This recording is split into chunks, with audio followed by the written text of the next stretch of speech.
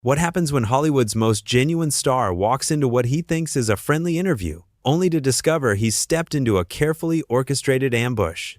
In just 21 seconds, a single loaded question would expose the ugly truth behind daytime television's fake smiles and transform America's sweetheart host into the most hated woman on television. This is the story of how Mark Wahlberg, the hardworking Boston native who built his empire from nothing, faced off against a media machine designed to tear him down. And what happened next would shock the entertainment world forever. The studio lights blazed hot that Tuesday morning as Mark Wahlberg settled into the plush chair across from Tamron Hall. The audience buzzed with excitement, phones already recording, sensing something big was about to happen. Mark had done hundreds of these interviews over the years. He knew the drill. Smile, tell a few funny stories about his latest movie, maybe share something about his kids, and wrap it up with a laugh. But today was different.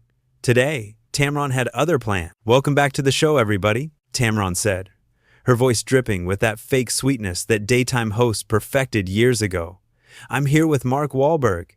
And Mark, I have to say, you look fantastic." Mark nodded politely, that genuine Boston charm already shining through. "Thanks, Tamron. Always good to be here." The first few minutes went smoothly enough.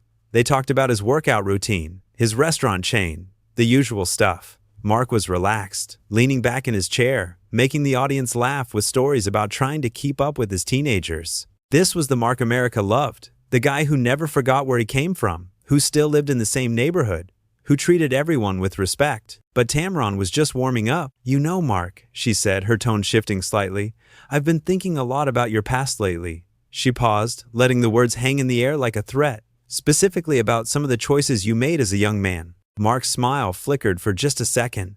Anyone watching closely would have seen it. The slight tightening around his eyes, the way his shoulders straightened. He'd been through this before, but something about Tamron's tone felt different, more aggressive, more personal. "Well, I've always been open about my past," Mark said carefully. "I made mistakes when I was a kid. I've spent my whole adult life trying to make up for those mistakes." "Have you, though?" Tamron leaned forward, her eyes narrowing. "I mean, really made up for them?" The audience shifted uncomfortably. This wasn't the lighthearted interview they'd expected.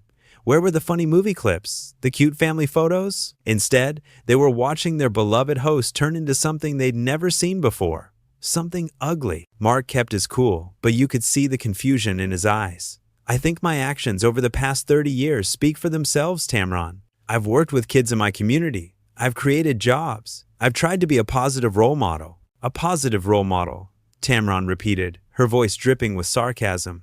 "That's interesting, because I have some people here today who might disagree with that assessment." And that's when everything changed. The side door to the studio opened, and in walked 3 women Mark had never seen before in his life. They moved across the stage like they owned it, taking seats that had clearly been prepared for them. The audience gasped. This wasn't part of the show they'd been told about. "Mark," Tamron said, her smile now looking more like a predator showing its teeth, "I'd like you to meet some guests who have some very serious questions for you." Mark looked around the studio, finally understanding what was happening.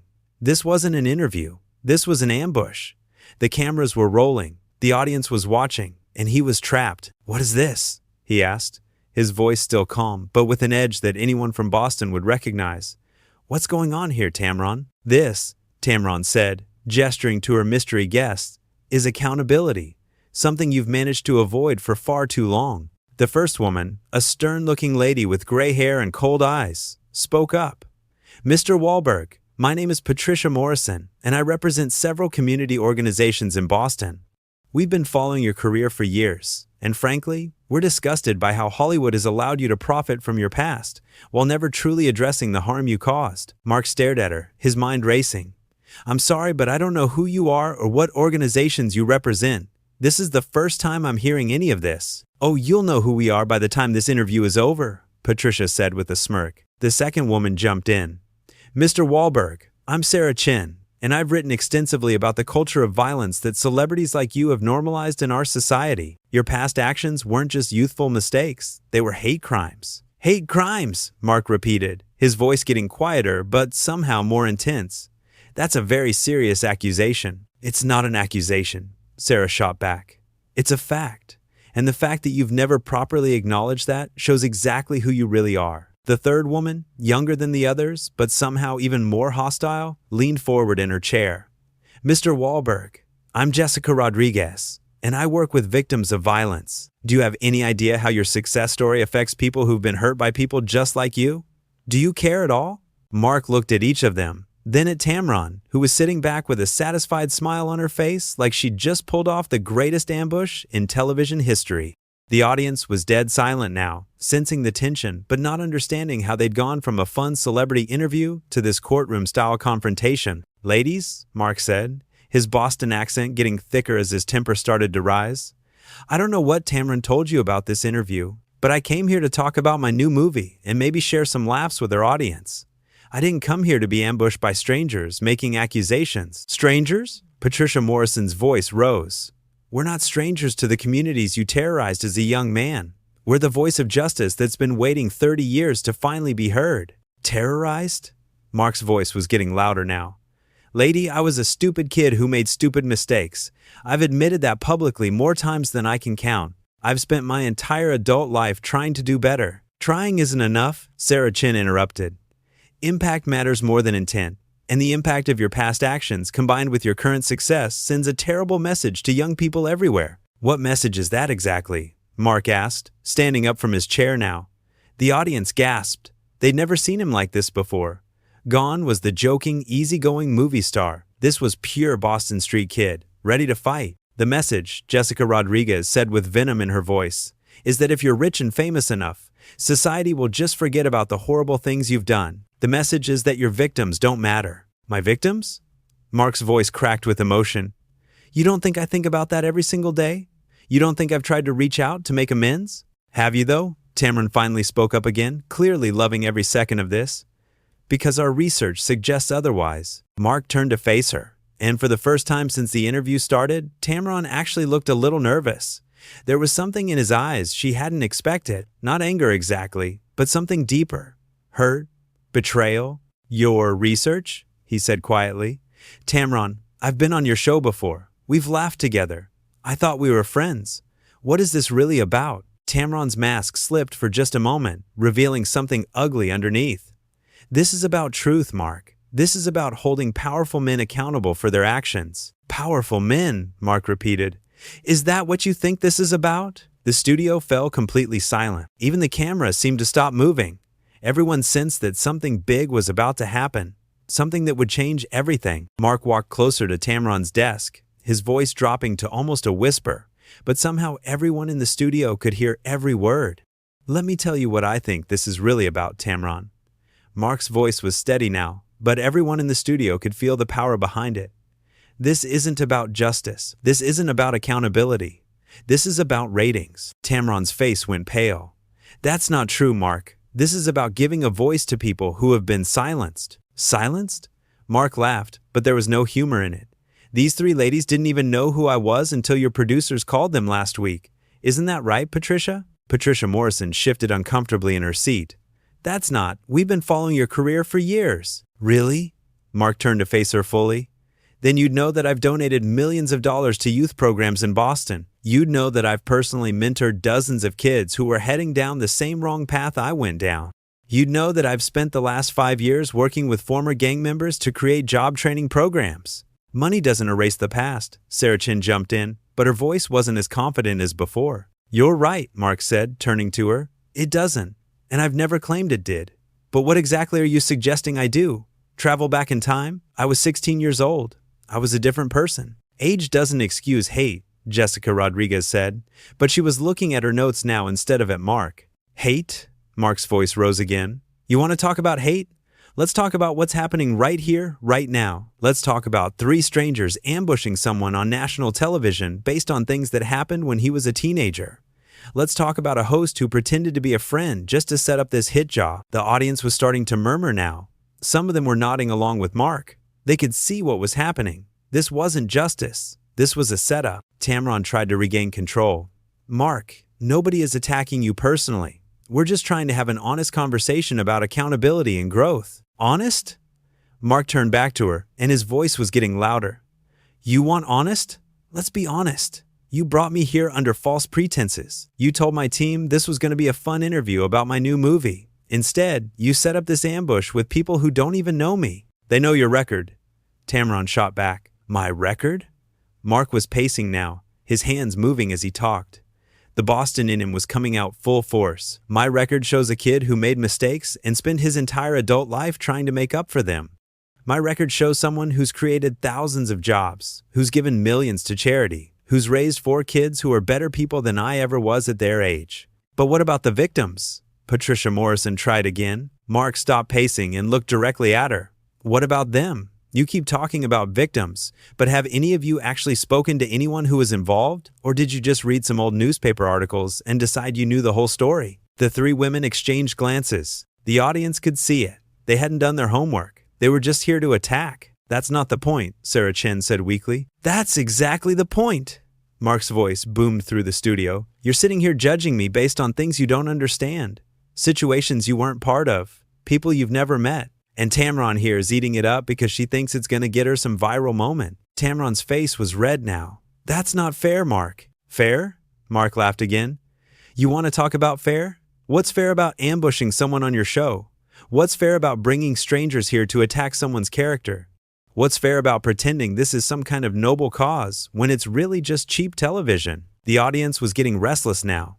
Some people were starting to boo, but it wasn't clear if they were booing Mark or the situation itself. The cameras kept rolling, but you could see the camera operators looking confused, like they weren't sure what they were supposed to be filming anymore. "Mark, please sit down," Tamron said, trying to sound calm but clearly losing control of her own show. "No," Mark said firmly.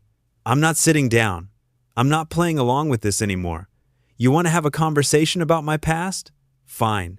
But let's have an honest one." He turned to face the audience directly, ignoring Tamron and her 3 guests completely. 28 years ago, when I was 16 years old, I made some terrible decisions. I hurt people. I was angry. I was stupid, and I was wrong. I've never denied that. I've never made excuses for it. I've spent almost 3 decades trying to make up for those mistakes. The audience was quiet now, listening. "I've worked with kids in my neighborhood who were heading down the same path I went down. I've hired people who couldn't get jobs anywhere else because of their past. I've put my money where my mouth is when it comes to making a difference." He paused, looking around the studio. But apparently that's not enough for some people. Apparently, there are people who think that no matter what you do with your life, no matter how much you grow or change or try to help others, you should never be forgiven. You should never be allowed to move forward. Patricia Morrison tried to interrupt. "That's not what we're saying." Mark held up his hand. "Actually, that's exactly what you're saying. You're saying that a 16-year-old's mistakes should define a 48-year-old man forever. You're saying that redemption isn't possible. You're saying that people can't change." He turned back to Tamron, who was looking smaller in her chair by the minute. "And you, Tamron, you're using my past as entertainment. You're turning someone's journey of growth and redemption into a circus act for ratings. How is that any different from what you're accusing me of?" "I'm not accusing you of anything," Tamron said, but her voice was shaky now. "Yes, you are.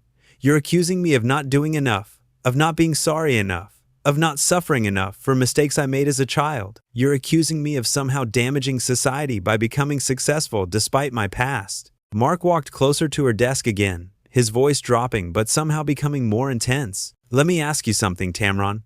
What mistakes did you make when you were 16? What would happen if I brought 3 strangers on here to judge you for every stupid thing you did as a teenager? How would you feel if someone ambushed you with your worst moments and then acted like your entire life's work didn't matter?" Tamron opened her mouth, but no words came out. "That's what I thought," Mark said. "Because that's not how decent people treat each other.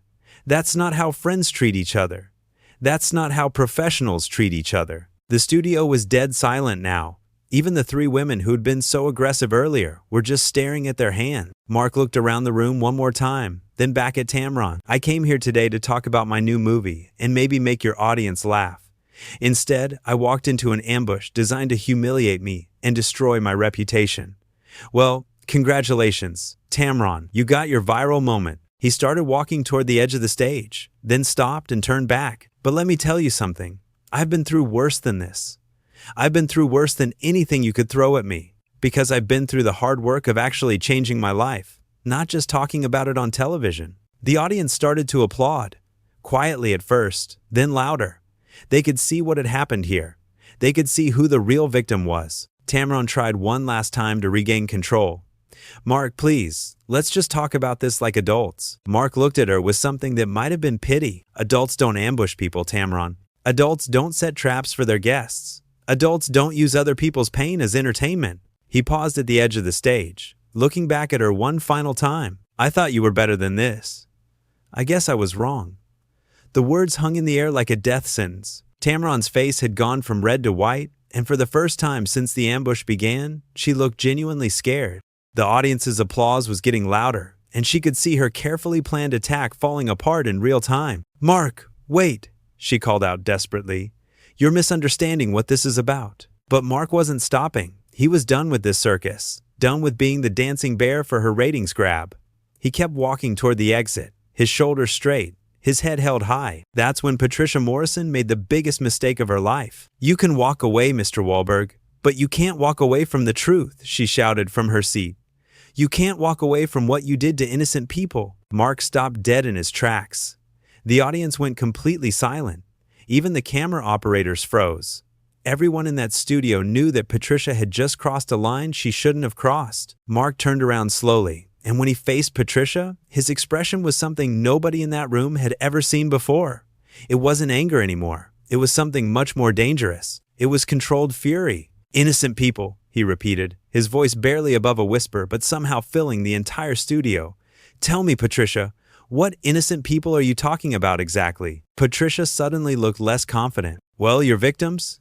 The people you hurt? My victims, Mark said, walking back toward her. The ones you've never met. The ones you've never spoken to.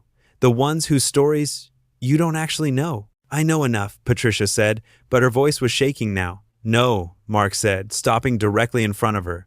You don't know anything. You know what some reporter wrote in a newspaper 28 years ago? You know what some prosecutor said in a courtroom when I was 16.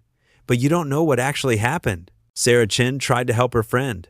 The facts speak for themselves, Mr. Wahlberg. Mark turned to her. Do they?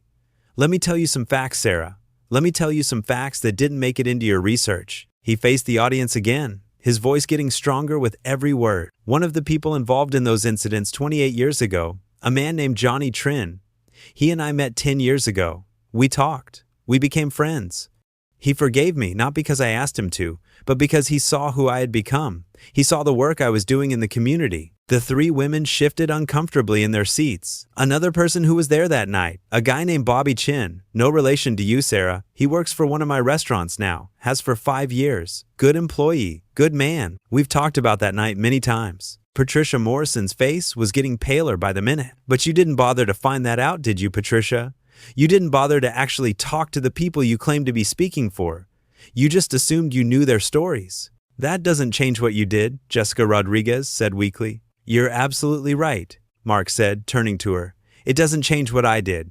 Nothing can change what I did, but it does change what your little ambush here is really about. He walked back toward Tamron's desk, and she actually leaned back in her chair like she was afraid he might jump over it. This isn't about justice, Jessica. This isn't about giving voice to victims. This is about 3 strangers who wanted to be on television and a host who was willing to throw away her integrity for a viral moment. The audience started applauding again, louder this time. Some people were standing up. They could see exactly what had happened here, and they didn't like it. Tamron tried desperately to regain control of her own show.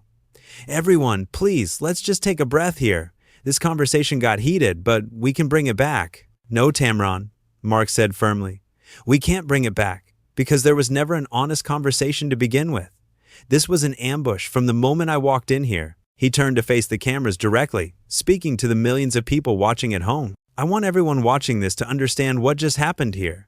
I was invited to this show to talk about my new movie. Instead, I was ambushed by 3 people who don't know me, don't know my story, and don't know the people they claim to be speaking for. Patricia tried one last desperate attack.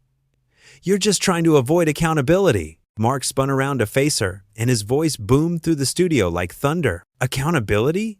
Lady, I've been accountable every single day for 28 years. I've faced my mistakes head on. I've made amends where I could. I've dedicated my life to being better than I was. What have you done except sit in judgment of people you don't know? The audience erupted in applause. Several people were on their feet now, cheering for Mark. Even some of the crew members were nodding along. Sarah Chin made one last attempt. Success doesn't erase the past, Mr. Wahlberg. You're absolutely right, Mark said, his voice calmer now but still intense. Success doesn't erase the past, but neither does tearing down someone who's worked their entire adult life to make up for their teenage mistakes. He looked around the studio one more time. I've spent 28 years proving that people can change. I've spent 28 years showing that redemption is possible. I've spent 28 years trying to be worthy of the second chance I was given. His voice started to rise again, but apparently that's not enough for some people. Apparently, some people think that no matter what you do with your life, no matter how much you grow or change or help others, you should be defined forever by your worst moment. The applause was thunderous now. People were shouting encouragement. That's right. You tell them, Mark.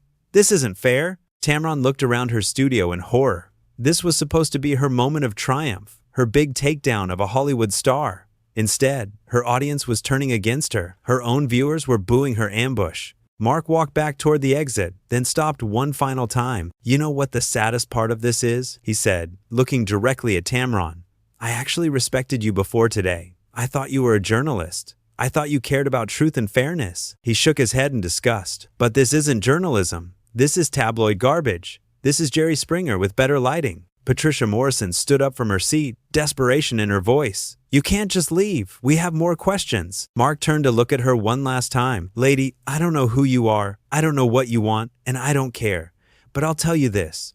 If you really cared about justice, if you really cared about helping people, you'd be out there doing the work instead of sitting on television attacking people who are actually making a difference. He looked at all three women with contempt. This whole thing is pathetic. You're pathetic. The audience cheered even louder. Tamron was frantically gesturing to her producers, trying to figure out how to end this disaster. Mark started walking toward the exit again, but the audience wouldn't let him go quietly. They were on their feet, applauding, cheering, some of them wiping away tears. They had just witnessed something unprecedented. They had seen a good man ambushed by people who claimed to care about justice, but really just wanted their 15 minutes of fame. As Mark reached the edge of the stage, he turned back one final time and spoke directly to the camera. To anyone watching this who's made mistakes in their past, don't let people like this convince you that you can't change. Don't let them tell you that redemption isn't possible. Keep doing the work. Keep trying to be better. Don't let the cynics win. And with that, Mark Wahlberg walked off the stage, leaving behind a studio full of stunned silence, 3 embarrassed attackers, and one host who had just destroyed her own career for a cheap ratings stunt. Tamron Hall sat at her desk, looking around at her audience, most of whom were still applauding for the man who had just exposed her ambush for what it really was. The 3 women she had brought on as her secret weapons looked like they wanted to disappear into their chairs. The cameras kept rolling, but there was nothing left to film, except the aftermath of one of the biggest backfires in television history. In trying to tear down Mark Wahlberg, Tamron Hall had only succeeded in showing the world exactly who the real villain was, and America would never forget it.